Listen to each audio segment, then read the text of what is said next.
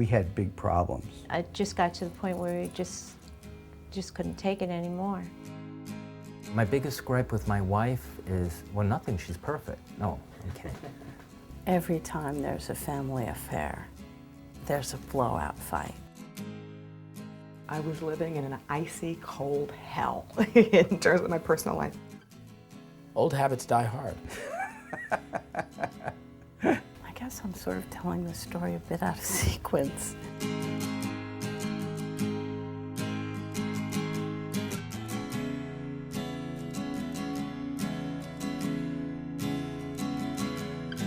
It's been different lately, having gone through this Imago stuff.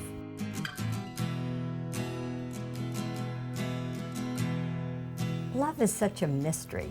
Like, where does it come from?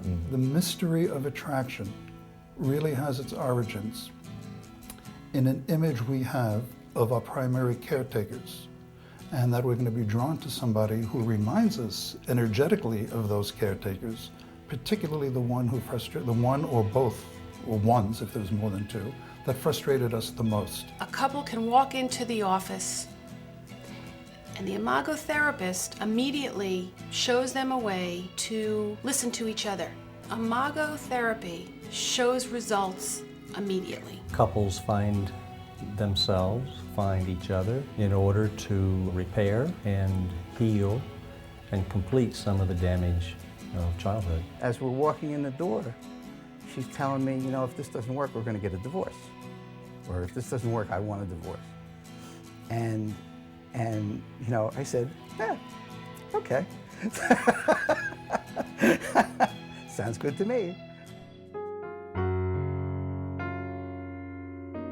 Well, she was standing there and she said, hello. We met, we had an instant connection. And he walked in the corridor, and I was like, John Ruddock? And I'm like, yes, John Ruddock, yes.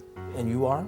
He had a little crush on me, and I kind of liked that. It was amazing. And the chemistry was amazing. We had like this immediate chemistry. An amazing, amazing love affair. I saw him and I made a beeline over to him. I would still get butterflies in my stomach when I'd see him coming down the street. Several cards or letters a day, a lot of phone calls. And we've been talking basically nonstop, I would say, ever since. I always felt accused. He's just a stubborn little guy. It's like, you're just like a Jack Russell Terrier. We start fighting, and the fighting turns into name calling or jabbing or criticizing. You never do this and you never do that. And then one of us will either walk away or slam a door or start yelling. He never responded. He just couldn't respond to me. I would say I'm sorry all the time and then regret and resent the fact that I was saying I was sorry. My wife says I'm passive aggressive. I thought I was a lot of work. We have hit that wall many times. You know, it's hard.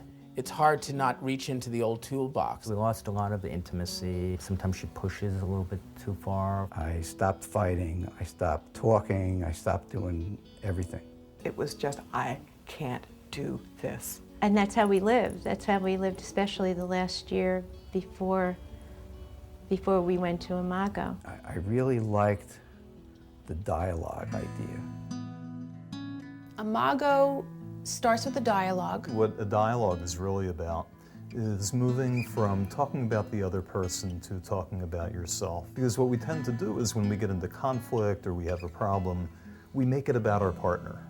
We blame them, we criticize them, we think if they would only do something different, then everything would be fine. I will step into your world to hear your response, whether I got over there the way I intended it to. And the dialogue is really a way to talk with each other, and in that talking, to really be talking about yourself. If you stay in this dialogue process, things change.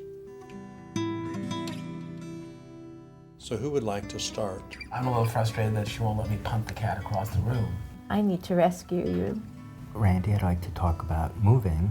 Is now a good time? You're frustrated that when I first come into the house for the first half hour, I spend more time with the cats than I do you. Is that correct?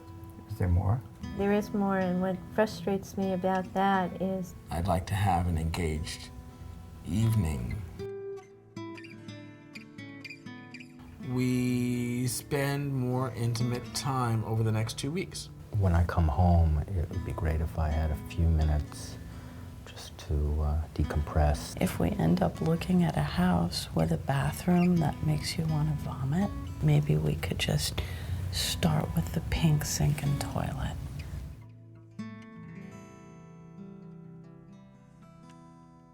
I'm happy to gift you with the third request. It's really pink? Yeah, I think so. With brown balls.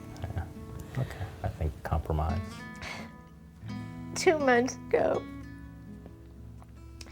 I really thought that our relationship was more than dead. And even walking down the street today, I really felt for the first time ever that he was kind of like a soulmate. And I had never experienced that before. While it varies from individual to individual, I would imagine that people are going to be drawn to come to therapy for a variety of reasons. It could be because they're in pain. It could be because they see the patterns repeating in their relationship that they saw at home and with their caretakers. It could be because they're saying things they promised they'd never say to their own children. It is a search for growth and for healing. That's what we're hardwired to do. So if your partner says, I need you to tell me you love me, do it 10 times a day. Do it 20 times a day. And that'll really help you get that experience. I think people often give up on their relationships because they don't really know what's possible.